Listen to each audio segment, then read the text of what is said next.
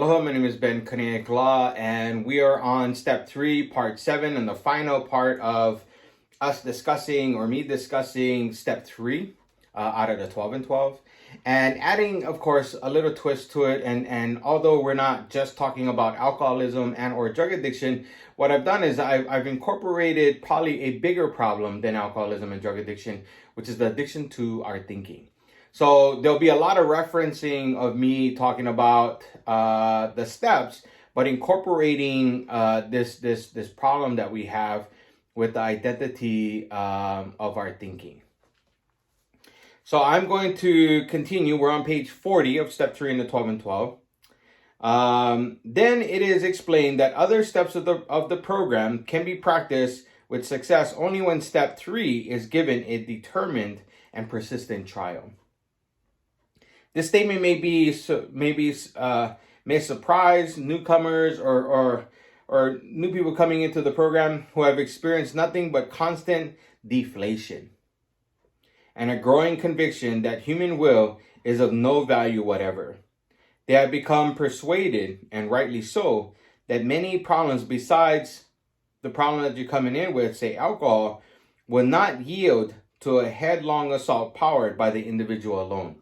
We cannot address this problem that we have, whether it's alcoholism, drug addiction, gambling, sex, eating, depression, whatever the major problem that you're coming in with, it cannot be dealt with by ourselves, by the individual alone. We got to have a support system around us. We got to have people who can help take a look at some of the things that are going on with different eyes rather than ours. But now it appears that there are certain things which only the individual can do. All by himself and in the light of his own circumstances, he needs to develop the quality of willingness. When he acquires willingness, he is the only one who can make the decision to exert himself. Trying to do this is an act of his own will. All of the 12 steps require sustained and personal exertion to conform to their principles, and so we trust to God's will. So there is nobody that can force us or force me into studying this stuff, into asking for help, into me continuing to practice something other than what I've been doing, which has gotten me nowhere. It just, that's the definition of insanity, doing the same thing, expecting different results. Well, if we've only been relying upon ourselves, we're going to continue getting the same results we've always gotten. And the only person that can make that shift is me. Some type of willingness, some type of, and if I've admitted that I'm powerless, and if I've admitted that my life is unmanageable, in regards to my thinking, in regards to my behavior, that admission or that surrender is going to bring about willingness. So I can't be willing if I don't surrender.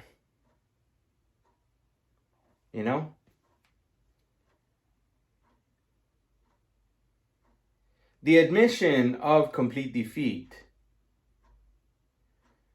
that I've been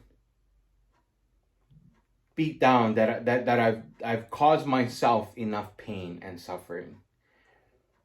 When we get to that place of surrender, at least for me, what it did was it catapulted me into being willing to do something other than what I've always done. And that's what they're asking us to do. Is the only person that can really do this is me. And not the false me or what I think me is, but the true self. And the only place that we can get to that true self is through surrender. So it is when we try to make our will conform to our higher powers that we begin to use it rightly. To all of us, this was a most wonderful revelation. Our whole trouble had been the misuse of our willpower or our thinking. We try to bombard our problems with it instead of attempting to bring it into agreement with our higher power's intention for us. To make this increasingly possible is the purpose of the 12 steps. And step 3, made a decision to turn our will and our lives over to a power greater than ourselves, or a power of our understanding, opens the door. Once we have come into agreement with these ideas, it is really easy to begin the practice of step 3. In all times of emotional disturbance, or indecision, which is all the time that I'm in past or I'm in future, this happens. We can pause, ask for quiet, get into presence, get into your breathing, get into your body, and stop the insanity of the thinking. And in the stillness, when there is no thinking going on, we say, God of our understanding, grant me the serenity to accept the things I cannot change, which is everything. Courage to change the things I can, which is the courage is only found in the present moment and in the now. And the wisdom to know the difference.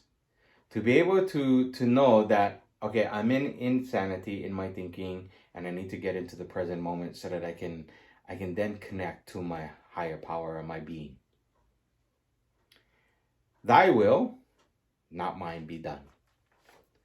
And they give us steps on how to get that, to be able to quiet our mind, to be able to get into stillness. That only comes through surrender.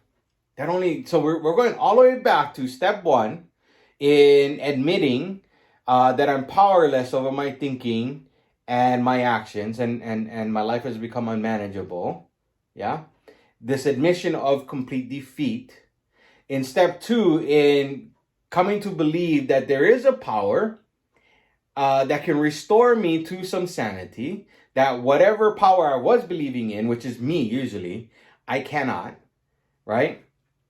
And so that's what we need to continually do, in our sobrieties, is to turn it over, and so step 3, now we come to, okay, now we make a decision.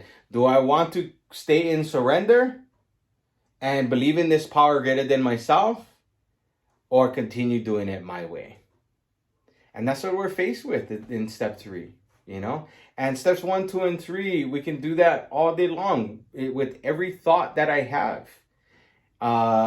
We need to get into quiet stillness.